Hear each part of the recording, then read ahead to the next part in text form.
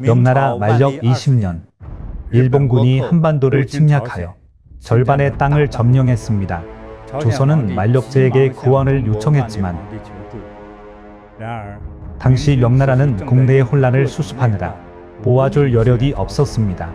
그 절체절명의 순간 백발의 사신이 홀로 적진으로 들어가 전쟁 흐름을 바꿔놓았습니다.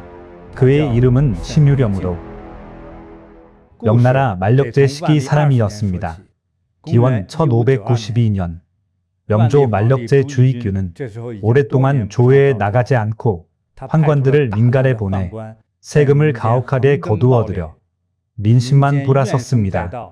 나라 국가는 여전히 텅 비고 세금은 모두 황제의 개인 금고로 들어갔습니다. 설상가상으로 국겸은 전쟁이 끊이지 않았죠. 북반은 몽골이 호시탐탐 노리고 서남은 반란이 끊이지 않아 사방에서 전쟁의 풍랑이 일었습니다. 한편 일본의 도요토미는 100년이 넘는 전국시대를 끝내고 마침내 통일했지만 야신과 도요토미가 원하는 건 동아시아 전체의 패권이었습니다. 1592년 봄 도요토미는 9개 군단 15만 대군과 700척의 함선을 동원해 조선 침략을 위해 부산으로 상륙했습니다. 4월 부산 함락, 6월 평양 함락, 불과 2달 만에 조선은 멸망 직전에 이르렀죠.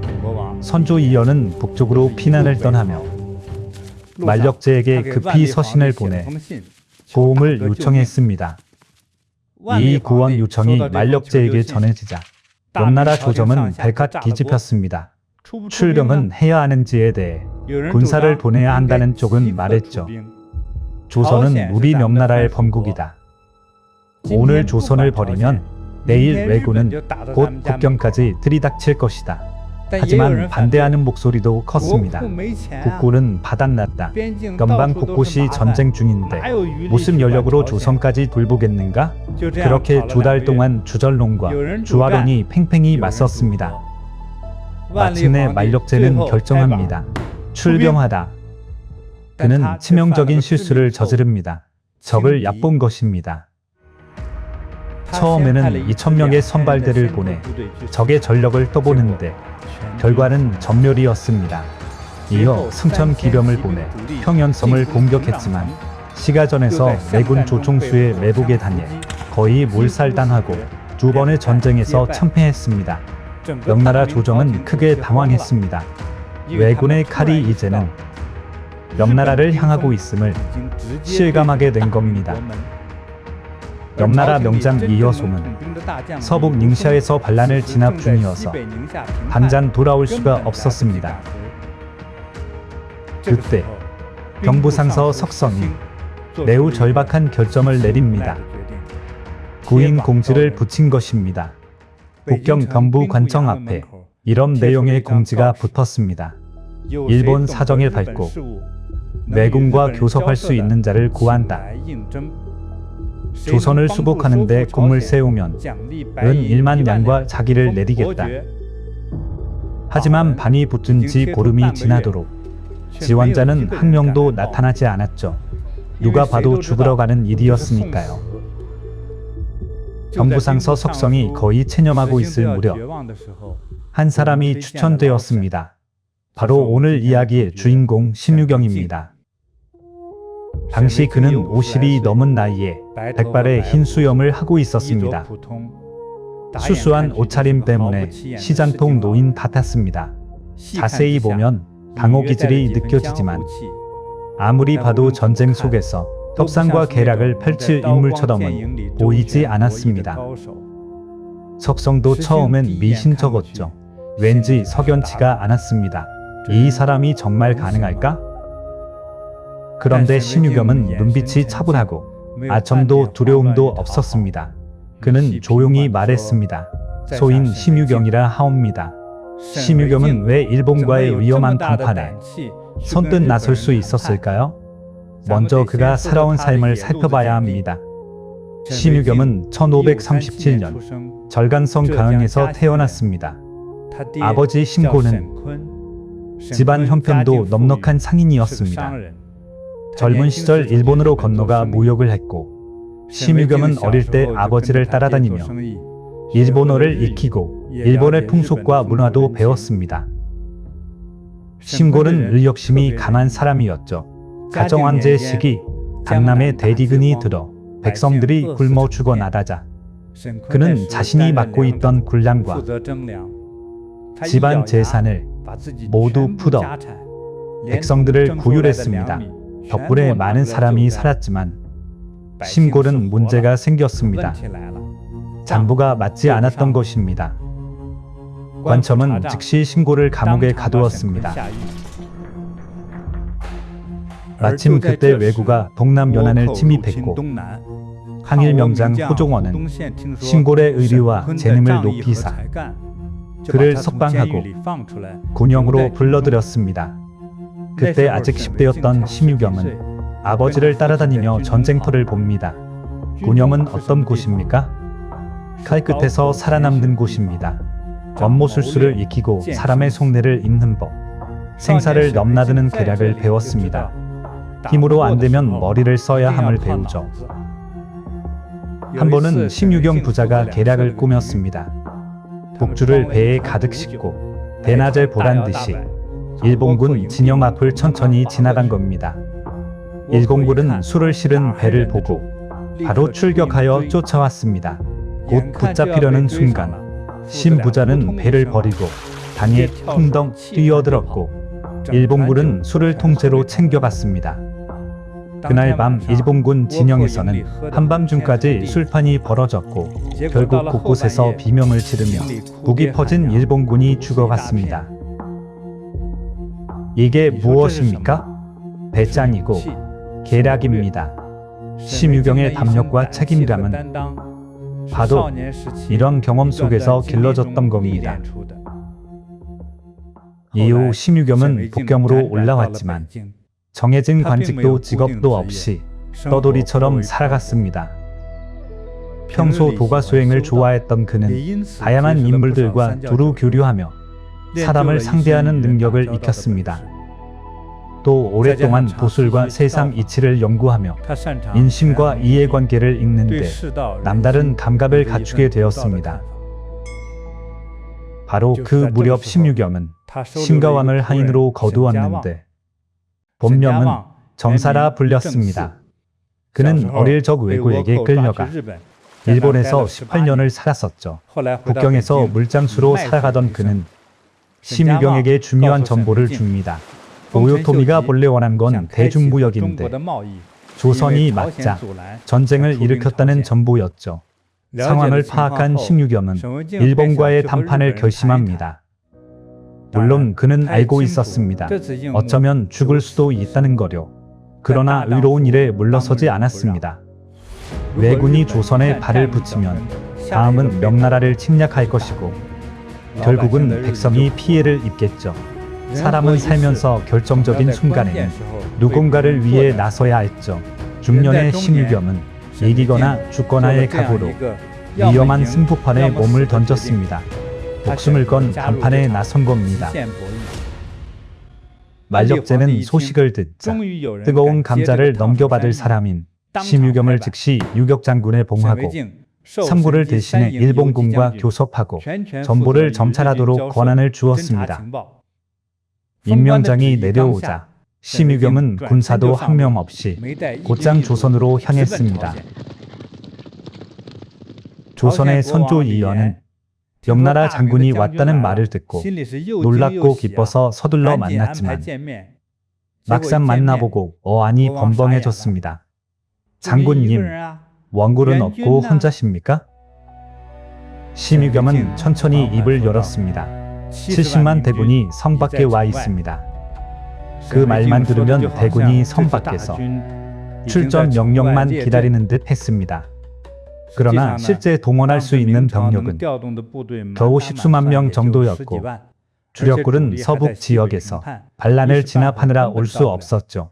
심유겸은 싸움보다는 화평이 더 중하니 고니시 지휘관에게 서신을 보내 공격을 중단시키겠다고 했습니다. 선조 이연은 그 말이 어이가 없었습니다. 왜굴은 조선을 휩쓸고 명굴은 평양에서 거의 전멸했는데 무슨 수로 단판을 짓겠다는 겁니까? 심유경의 판단은 정확했습니다. 며칠 지나지 않아 고니시 지휘관이 단판에 응했습니다. 조건은 단 하나, 평현섬에서 만나자는 거였죠. 심유경은 고니시 출신이 전통적인 무사 가문이 아니라 산인 출신임을 알았습니다. 칼과 전투만 아는 무사들보다 이해득실을 따지는데 훨씬 밝았습니다. 게다가 일본군은 멀리 출정하다 보니 보급선이 취약하여 전쟁이 장기전으로 흘러가면 일본군에게는 불리했습니다. 사실 고니시 역시 고민이 많았습니다.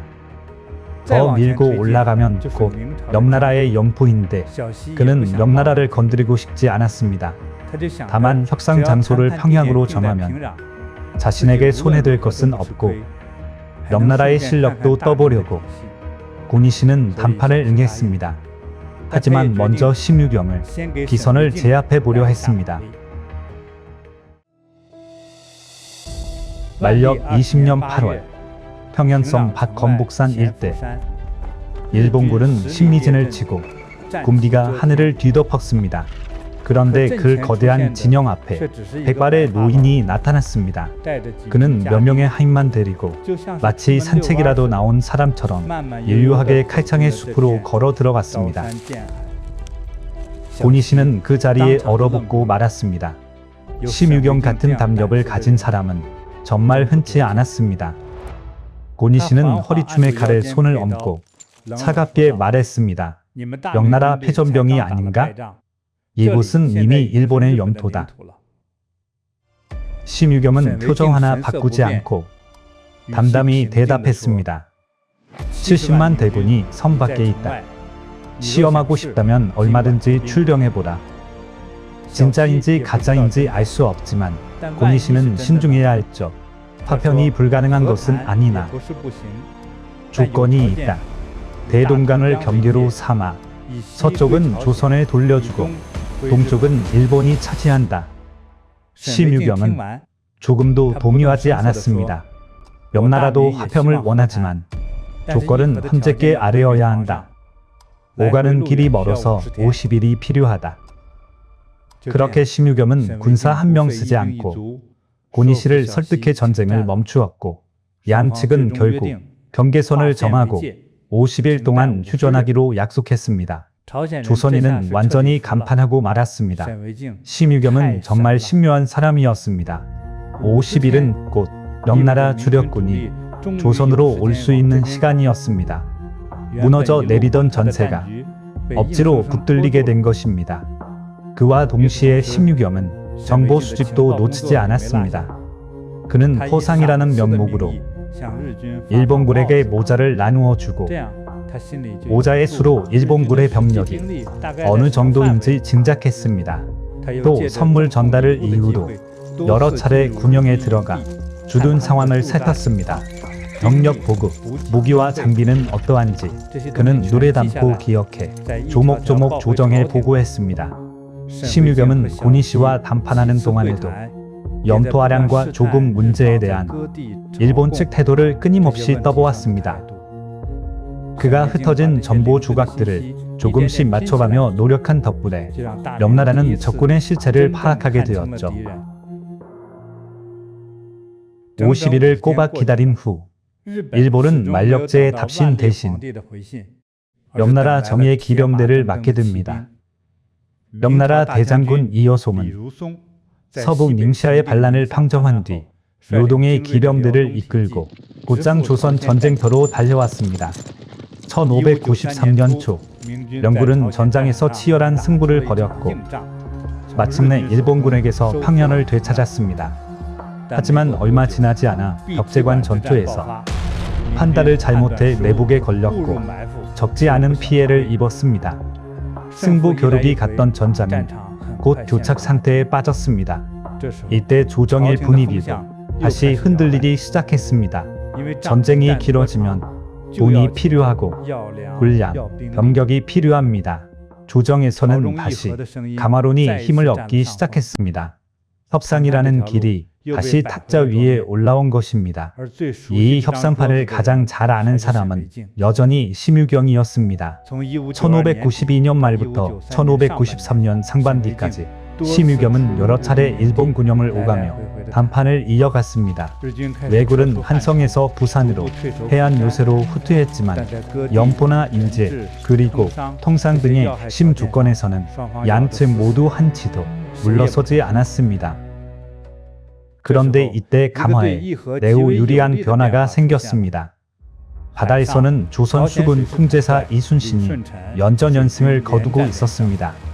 일본군의 해상 보급로는 계속 끊어지고 전선의 보급난은 점점 더 뚜렷해졌습니다. 이 전쟁을 더 억지로 끌고 가면 어느 쪽에도 좋을 것이 없었습니다. 바로 이런 상황 속에서 고니시 측에서 소문이 흘러나왔습니다. 당화 문제를 도요토미에게 직접 제기해 최고층 결정을 받아볼 수 있다는 거였죠. 1593년 여름, 심유겸은 감화를 위해 일본으로 향했습니다. 도요토미가 심유경에게 제시한 담판의 조건들은 하나같이 명나라가 받아들이기 힘든 것이었습니다. 영조 공주와의 화친, 일본과의 무역 재개, 조선 땅의 절반 할양, 그리고 조선 왕자와 대신들을 일본의 인질로 보낼 것, 화친, 영토 할양, 인질 모두가 명나라의 화를 퍼뜨리는 지뢰였습니다. 심유겸은 듣는 순간 깨달았습니다. 이 조건을 그대로 조정에 보고하면 당화는 그 자리에서 깨질 것입니다. 고니시 역시 명나라는 안 받아들이고 도요토미는 고집할 것이라는 걸 너무나 잘 알고 있었습니다. 명나라 심유경도 일본의 고니시도 전쟁이 더 커지는 것을 막으려면 어떻게든 시간을 벌어야 했습니다. 두 사람은 결국 말은 하지 않았지만 서로 같은 결정을 내리게 됩니다. 서로 아주 위험한 거짓말을 합니다. 심유겸은 만력제에게 이렇게 보고합니다. 도요토미는 명나라 신하로 복속하고 책봉을 요청했으며 조선의 주둔한 왜군도 철수시킨답니다. 반대로 고니시는 도요토미에게 명나라 역시 감화에 동의했습니다. 이제 양국 40만 복경에 가서 마지막 확인을 하면 됩니다 라고 했죠. 만력제도 도요토미도 만족했습니다.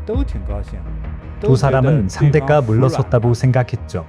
심유경과 고니시는 도박을 하고 있었습니다.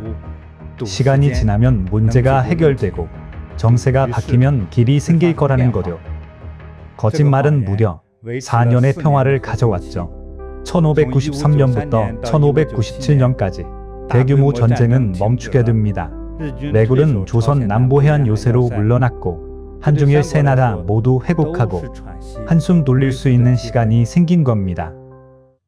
1596년 9월, 명나라는 마침내 도요토미 히데요시를 일본 국왕으로 정식 책봉하여 일본의 체면도 세워주고 도요토미에게도 명부를 주려 했죠.